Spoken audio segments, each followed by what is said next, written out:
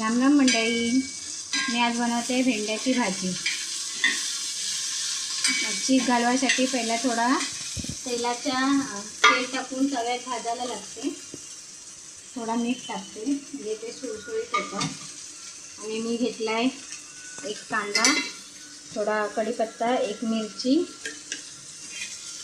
आणि हळद वगैरे नंतर टाकते।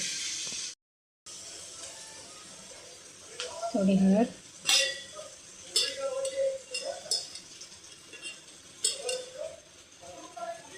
थोड़ा मसाला,